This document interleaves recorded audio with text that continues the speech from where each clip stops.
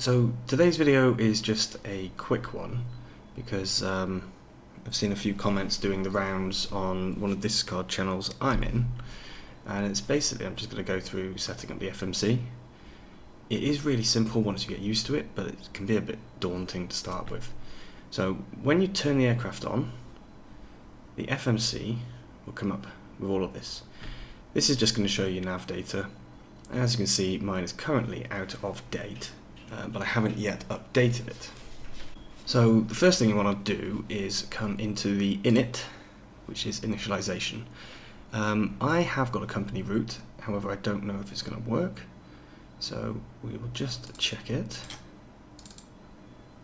No, it's not like that, is it? It's MAN-AMS01.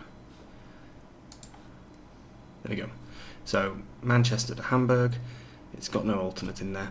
Flight number for me today, because I am actually flying later, is FL812.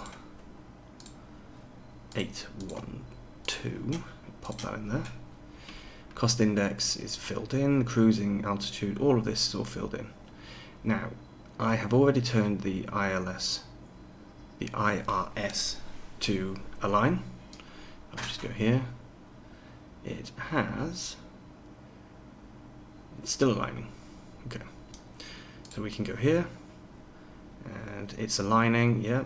So we align on reference, which is here, so you should always check that rather than just clicking like I did. There we go. So that will now align. Perfect. The next page, we've got our weights. Now, these can be gained by using this guy. On a slightly strange angle, you should still be able to see it. So we've got 0 fuel weight. CG is 17.7. I should somewhere in here have, there we go, 0 fuel weight. So 52.1 tons, CG is 17.7.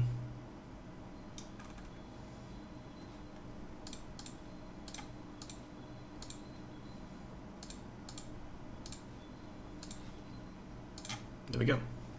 Block fuel. Now it usually fills this in itself, but it hasn't done today. So my block fuel is 4.7. There we go. And it works out all of your weights for you perfectly. So that's the initialization page. Next thing, flight plan. So of course you should go through, check that everything looks correct. Look for any discontinuities in here, which there don't seem to be any at the moment, which is surprising. As an extra thing you can do, if we change this guy here to plan, then I'll have to go back. There we go. So we can now go through and just check that all the points look correct. Perfect, no issues. If there's a discontinuity, you will obviously see it in there. Right. So that is done. Let's go back to normal view. I will just come back down here.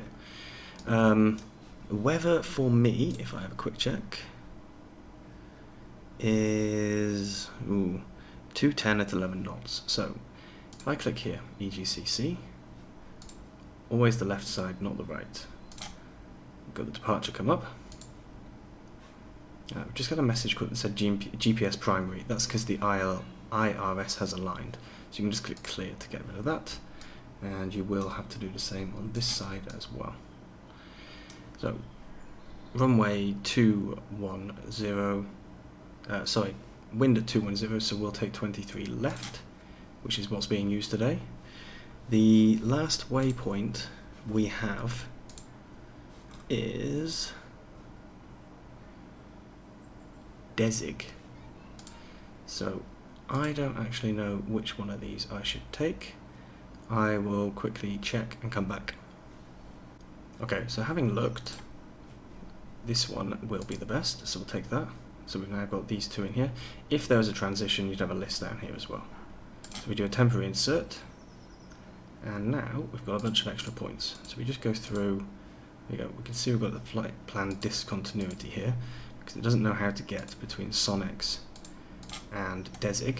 However, we click clear, click that, you can see it's now gone. So now it's basically introduced a direct between Sonex and Desig. Perfect. There's our top of climb marker and top of descent marker there.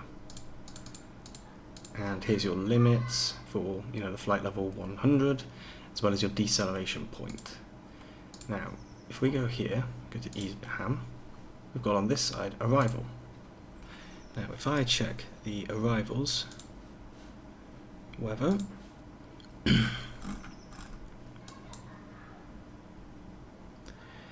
expected will be 270 at 8 knots. So, obviously Amsterdam Schiphol has got a lot of runways. So we're going to go ILS runway 27. Our last point, if I just double check again, is Lamzo. So if I look again at the approaches, we have got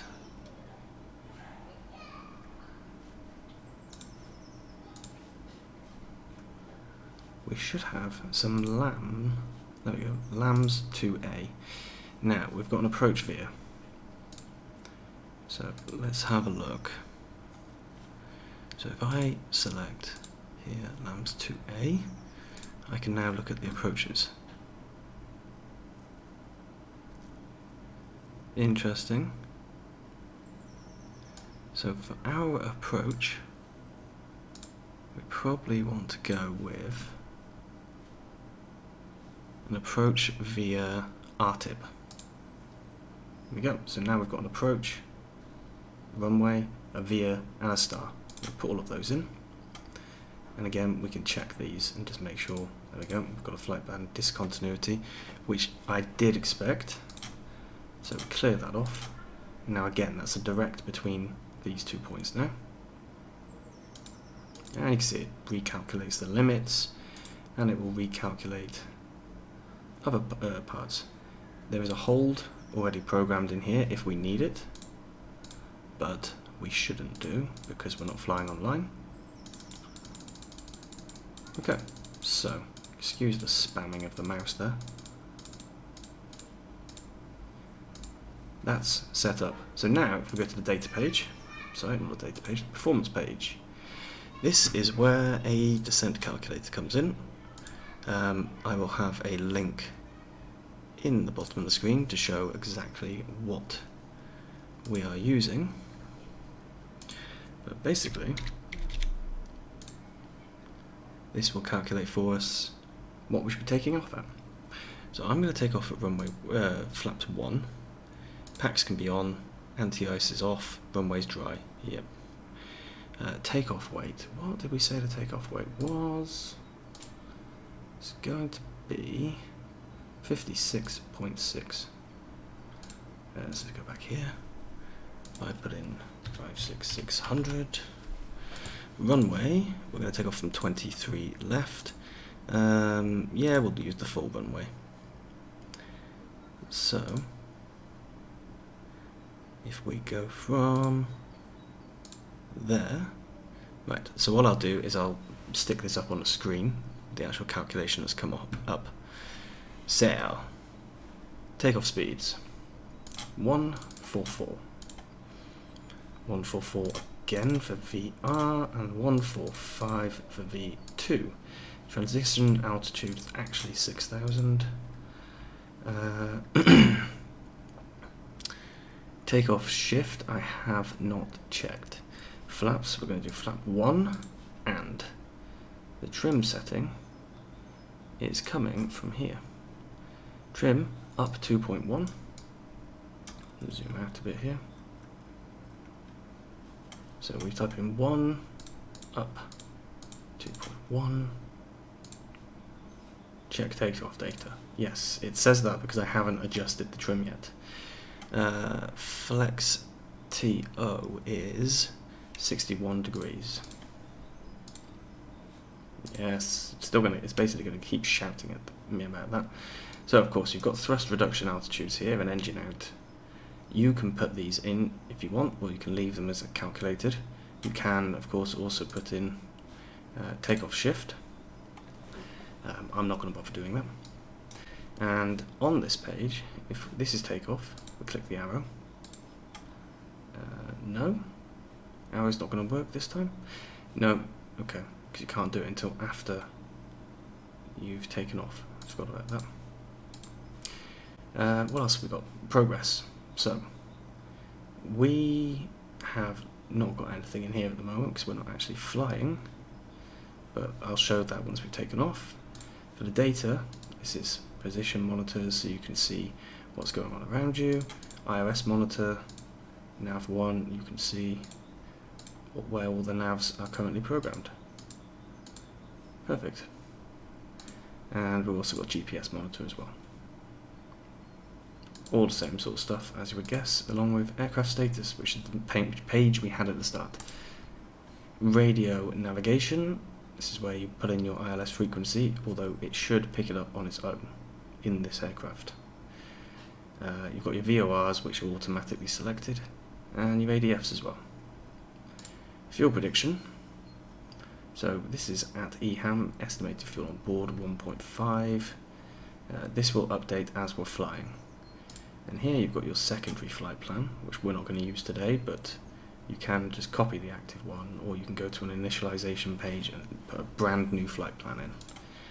ATC, you click that. I thought it brought up the ATC menu, apparently not. AOC menu, also does nothing, okay. COM, also does nothing, excellent.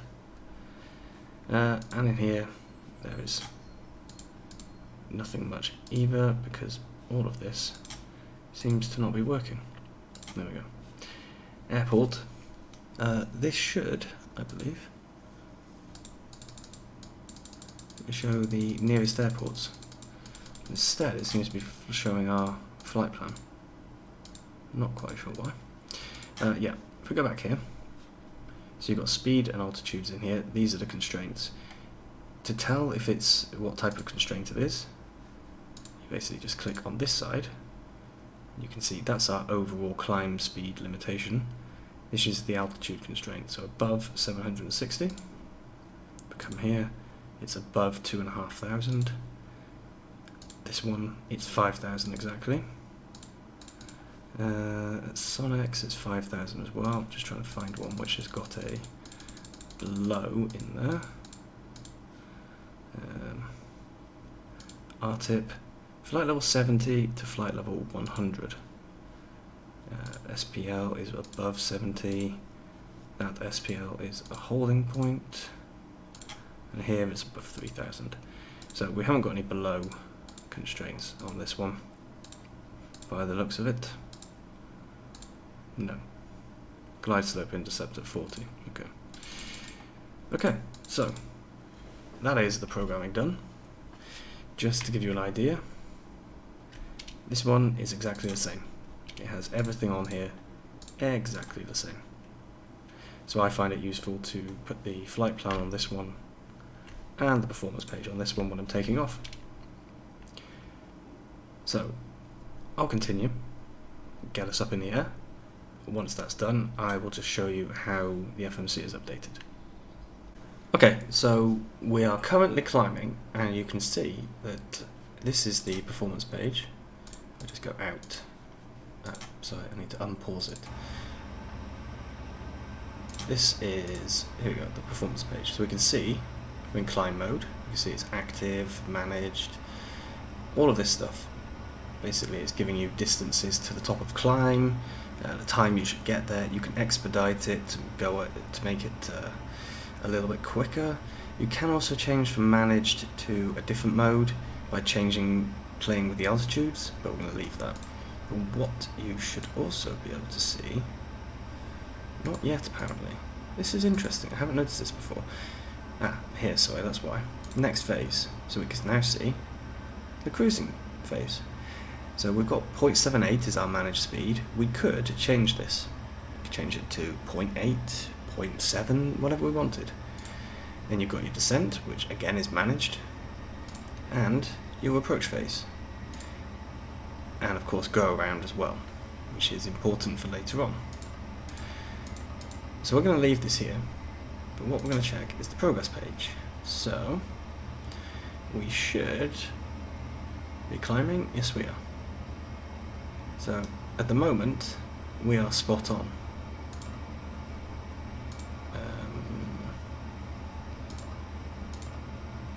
Yes. However, if we were descending and we descended before the top of descent point, then you would start seeing some values in here that show whether we're below or above the target line. Excuse me, I'm being shouted at about altimeters. There we go. Standardise that guy. That guy's done. And we'll standardise this guy as well. Okay. So that is basically it for now. You can see that these have finally started filling up. There's no alternative because I didn't put one in, but we've got our reserve amounts here, 0 fuel weights, fuel on board, blah blah blah blah, and this will just slowly change during the flight, but we can still keep an eye on it. So for now I'm going to continue. Once we're in the cruise and close to descent page, I'll show you then what needs to be done. Okay, so we're about to hit top of descent, which you can see on here as the white marker.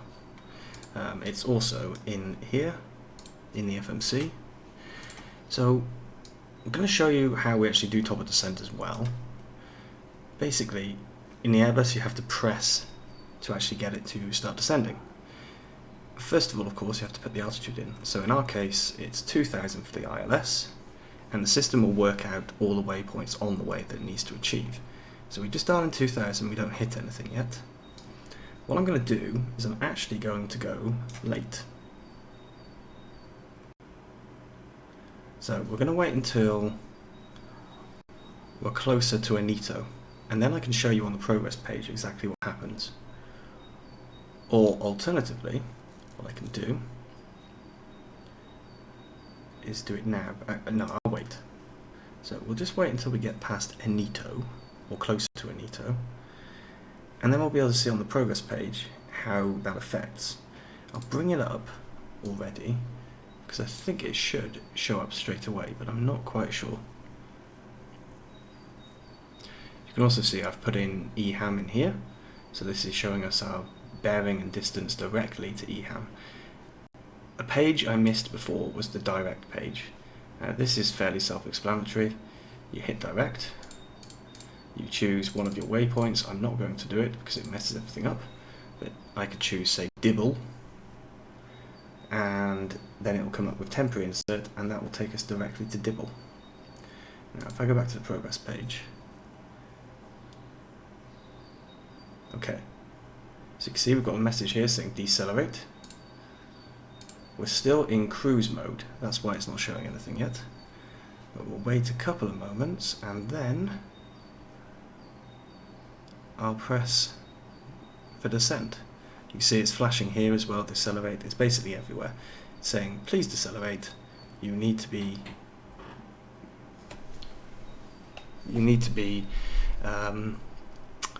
descending, which obviously we're not at the moment. So I think we'll wait until Anito's on the 5 nautical mile marker. There we go.